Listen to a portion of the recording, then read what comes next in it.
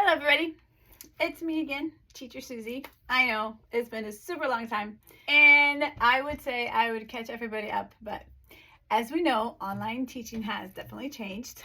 There are other videos, other awesome teachers that are keeping up with what's going on in the online world. I am still with VIPKID. I've taught one class in like 6 months. It's ridiculous. I've done all of their extra courses, their certificates. They came out with a Tiger School. I got certified for that. Springtime, I did tutoring through BookNook, through VIPKID. Like VIPKID was the middle person. So I did the first cohort and I didn't really like doing it. My kids would never all show up. The Zoom classes were horrible. Technology was really bad. There was no fireman on the other end, and it paid okay. But then I heard somebody say it's a lot better if you apply and you teach directly through BookNook. Don't use VIPKID.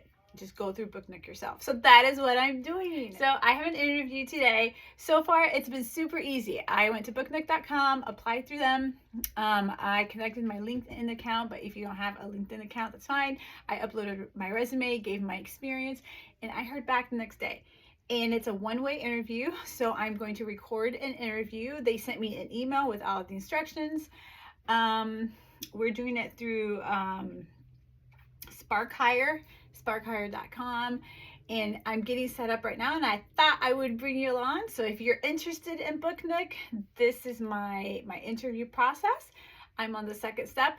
We'll see what happens. Let me show you. I'm going to bring you over here so you can see with me. I am going to do a practice video, and this is what the practice video looks like. I've set up my camera and I've set up my mic. So this is me. The questions, so this interview is going to be a set of 10 questions, I believe. And then they want me to teach a 2-minute segment on vocabulary words. So the questions will normally appear here. For now, just record a brief video about your background. The interview will not see this practice video. All right, so we're recording. That's me. That's what it looks like. I need to work on my screen in the background. I don't like how that looks, so I'm going to do that. So there's going to be a question. So they give me a question and then they give me think time and then I start.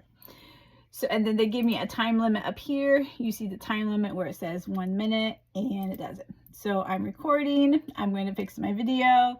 There is the countdown and I'm going to press stop. And it says, how does the video look? Can you see yourself? Yes. Can I hear myself? All right. It says you're ready to begin your interview. When you advance the question, the video does not start recording automatically. I'm going to press begin interview. And again, this is for BookNook. I do not know the questions that they're going to ask me. They're going to ask me a series of questions. I have a minute to respond. And then I need to teach 2 different lessons for 1 minute to 2 minutes each on vocabulary words, which they've already given me. So I know the vocabulary words and I have my props right here. So let's see how this is. And once I record this video, I send it to BookNook and I should hear back for the next step. So it says think time unlimited, takes unlimited, and time limit 1 minute. So I can record this as many times as I want. I can think about it as much as I want. And I have 1 minute time limit. All right, just kidding. I forgot to hit the record button. So we are going to do this again. And I realized that a lot of this might be personal information that I don't really know if I want on the interwebs. So I will just go through it really fast. But anyways, I want you guys to be able to hear the questions. So here we go. The question is, please tell us about your teaching experience overall, including any online teaching experience. What inspires you to want to tutor with BookNook and support the reading growth of students who are behind grade level? Hello, my name is Susanna Cordero, and I have been teaching for over 20 years. I taught in a brick-and-mortar school. I've been the director of education at Sylvan Learning Center, where we tutored kids specifically on reading and math. I have taught online for over 6 years. I taught with VIPKID, GoVIPKID, and Protostar. We taught students in China and Korea mainly. I have tutored students in Brazil, South America, in Korea, in South Korea, brick-and-mortar schools, and I have also tutored Hispanic students when I was in college. I would love to be a tutor with BookNook because I see the need. I see the need for kids in schools, especially ESL students who are falling behind in their curriculum in the schools. And I would love to be able to teach and inspire the next generation. Readers are leaders, and if we can't read, where are we going to get our leaders for the next generation? I'm going to hit submit and it's going to submit it. I'm submitting it. So that was the first question. Question number 2, BookNook serves a diverse student population across the United States. Your students may come from different culture, racial, social, economic, and or geographic backgrounds from your own. Please describe 2 to 3 strategies you could use to cultivate a learning environment that makes all your students feel welcome, heard, and respected. All right, here we go. I'm trying to see if I have any props. Hold this up. And I can use this as a prop for this question. All right, ready to record. Strategies that I would use to cultivate a learning environment that makes all my students feel welcome, heard, and respected. I would use my cultural background. I was born in Brazil, South America, a Portuguese-speaking country. I grew up in a middle-class family. My family was American, but we grew up as Brazilians. I would use all my experience in living in a third world country. I know Spanish, and I have tutored, and I have been very heavily involved in the Spanish community. I could use Spanish if I have Spanish students. I have been to South American countries, and I could bring that in. I have also been to Seoul, South Korea. I have worked with students, the Asian students, and I love learning everything about the Chinese culture. I would use maps. And different things from the different countries that I have been to. I would ask the students for their experience. I love different foods. On a vocabulary lesson, I would ask what their favorite foods are from different countries, and I would tell them what my foods are from favorite different countries. Also flags. I love flags. My family is a soccer family. Each country has a very unique special thing about them, whether it be soccer or coffee or so many different things. And any student, regardless of their environment or social or racial background, I would ask them for things that they love about their background. The next question is, there's 7 questions total. I'm on number 3. At the beginning of a BookNook session, the students choose an emoji to indicate how they are feeling that day. Great, good, okay, not good, bad. You may get mixed responses from your students where some feel great and some feel bad. Based on your students' responses, what might you change about your session in order to meet each student's social emotional need? How would you balance your students' differing needs while meeting the learning objective for the lesson? And guess what? I love emojis. And actually, I do this anyways. So here we go. Recording.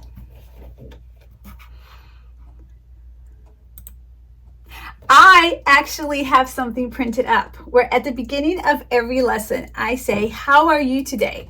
And these are the choices: super, excited, great, happy, fine, hungry, tired, sleepy, scared, sick, mad, angry, sad, or bad. And this reminds me as a teacher that these students are coming from a hard day. Life, their home life, their school life. School was really hard. What do they have to look forward to at home? And based on their responses, if I'm very hyper and excited, if they're having a sad day, I might tone it down a little bit. If they are very happy and excited, I might ask them why. The student who is happy versus the student who is sad, I always direct them to why. Why are they feeling what they are feeling? Why are they sad? Why are they tired? Do they have a long day at school? Did they lose a pet? And I will notice their feelings, and I will value their feelings. I will notice them, who they are as a person. The student who is happy, I will notice them and why they are happy. I will try to make the whole class understand that sometimes we are sad or sleepy or confused or angry, and that it's okay. It's okay to have all these feelings because that's how we are, and that is what makes us us. Here's the 4th question. This is a scenario-based question. We'd like you to describe how you would approach the following situation. You are working with a group of three third grade students on a vocabulary lesson in BookNook. The students say the lesson is boring, and none of them want to learn the new vocabulary words. Describe 2 or 3 strategies you could use to refocus your students and maintain their attention to the lesson and its material. A boring class? I understand. Boring? They don't want to learn vocabulary words? All right, I need to spice it up. I need to make it exciting. I bring out props. Hey, a puppet can do a bunch of crazy stuff. Learning about ice cream? Hey, bring out a prop about ice cream. Make it relevant to them.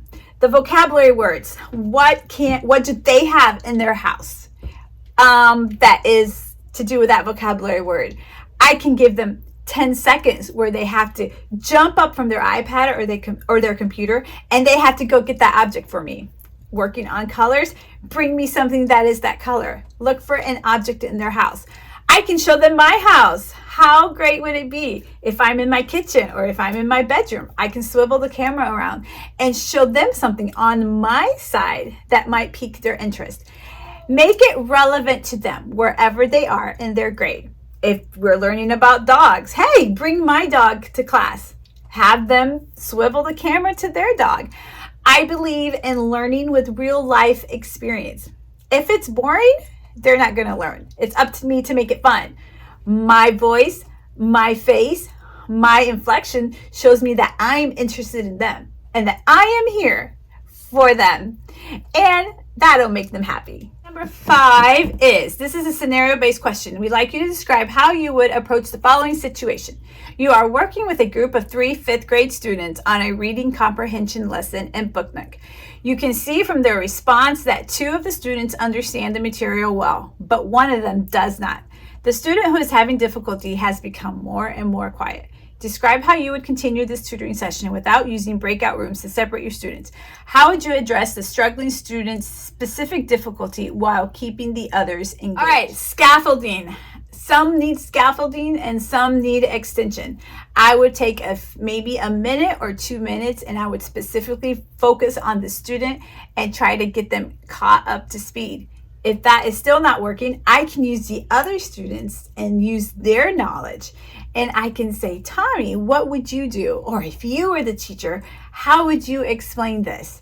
And I would always go back and make sure that the student is understanding. Another way, I can rephrase my question. I can say, what are you understanding? Or what do you think? Or I can teach it in another way. If I'm not getting across by just speaking, maybe I can use a puppet. Maybe I can use role play. Maybe I can use a prop to get the concept across. If the student is quiet and is not wanting to speak, I will not force the student to speak. There are other methods, hand gestures, games, using the other students. Again, even though I can't have a breakout session and focus on that one student, I can work with what I have, and what I have is other students and their ideas and their energy and their excitement, and we can pretend that we're the teachers, or I can have that student pretend that he's the teacher and he needs to explain on his level what he understands or not. All right, I'm not happy with that answer, but you know what? We're almost at the end. Question number 6. This is the first part of the teaching. Oh, we're on the teaching demonstration. Okay, so 5 questions and 2 demonstrations. Part 1, spend 2 minutes introducing the provided vocabulary. And they gave me a screenshot of the vocabulary. Use the provided instruction. Introduce the lesson's 3 vocabulary words to your imaginary group of students. Show us. Don't describe how you might teach your students this new material. Keep in mind that some students may recognize the words when heard aloud, but may not recognize them. Okay, so I'm teaching for 2 minutes, 3 simple vocabulary words. The words are leash, offer, and paw. All right, and here we go. Hello, class. Hi, how are you? Hola. How is everybody today? Woof, woof, woof. This is my dog. This is my dog. Yes. Do you guys have a dog? Do you guys have a dog at your house? I have a dog at my house, and we're going to be looking at 3 vocabulary words today that has something. The first one has something to do with a dog, and the first one is leash. Listen, leash. Yes, let's spell it together. Ready? Leash. Leash. All right, can you guys make an L? This is an L. Leash. All right, now what is a leash? For those of you that have a dog, do you guys have a leash? Yes. Tommy, what color is your leash for your dog? Green. Betty, do you have a dog? No, you don't have a dog. Well, this is a leash. You hook this part onto the dog's collar so the dog doesn't get away, and then you can walk the dog. So this is a leash. Yes. Tommy, do you have a big dog or a little dog? A little dog. Does she still have a leash? Good. All right. Our next word that we see, Betty, can you read that word? Oh, spell it. Yes. O-F-F-E-R. Yes. All right, Billy, your turn. Can you read the word? Offer. Yes. Very good. Good job. Offer means to present or to give. All right. I am going to offer you this ice cream. Do you want this ice cream? Yes. Billy, what's your favorite ice cream? Oh, chocolate. Betty? Oh, yes, strawberry? Camilla, welcome back. What's your favorite ice cream, Camilla? Yes. Oh, I like hazelnut too. Very good. All right, Camilla. So we were going over this word offer. Offer means, let's read the definition. Ready? To present or give. Very good. Good job. Offer. All right, our next word. Camilla, can you read our next word? Yes, paw. Everybody spell it. P-A-W. Yes, paw. And a paw is an animal's foot. It's right here. It's the foot. 1, 2, 3, 4. So, Billy, does your dog have a paw? Yes. Betty doesn't have a dog. Camilla, do you have a dog? Oh, you have a cat. Oh, does your cat have paws? Yes, even a cat has paws. So a paw can be any animal. An animal's foot is a paw. And a leash is a rope or cord to hold on to a dog. And you know what? I have seen leashes on cats and rabbits too, actually.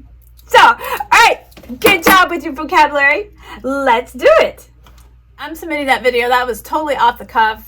3 vocabulary words, easy peasy. Number 7, we're on to the last one. Thanks for bearing with me. Let's see.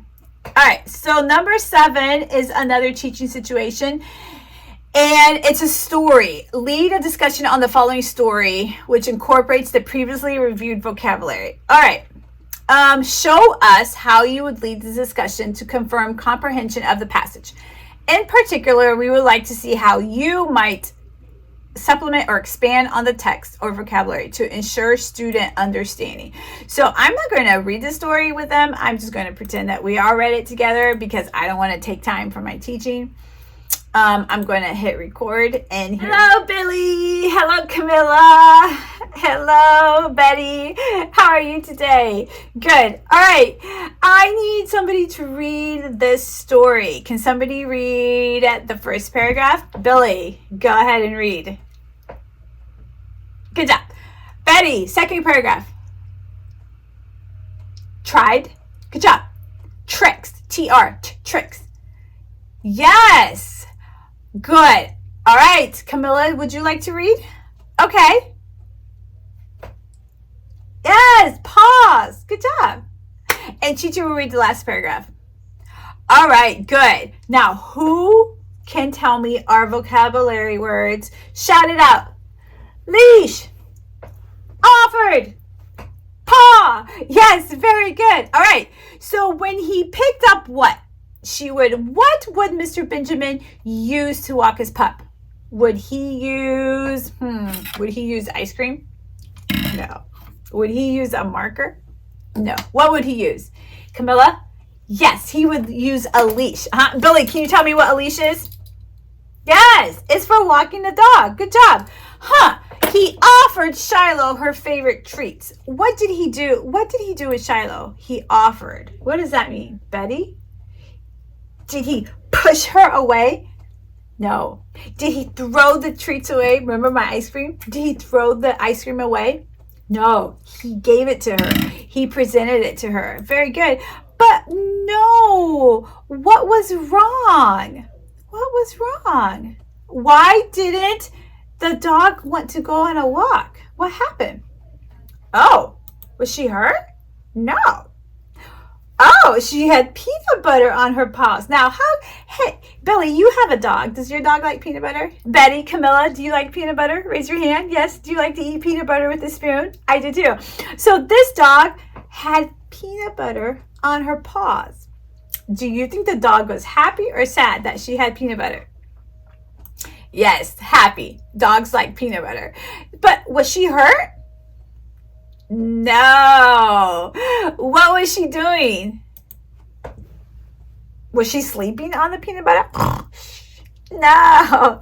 Yes, correct. She was eating the peanut butter, licking. Do you guys lick peanut butter? Do you lick ice cream?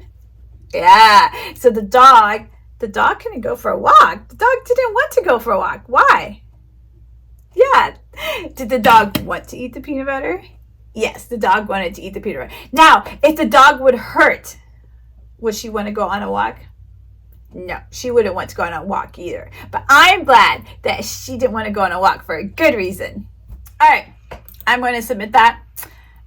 Sort of hard to check for comprehension in 3 minutes, but there you have it. All right, I hit submit. All right, so that was it. I'm going to hit submit on everything, and I'm going to sign out, and that was it. So 5 questions, 2 scenarios, easy peasy. I am imagining that most of the questions would be the same, but, you know. Anyways, thanks for hanging.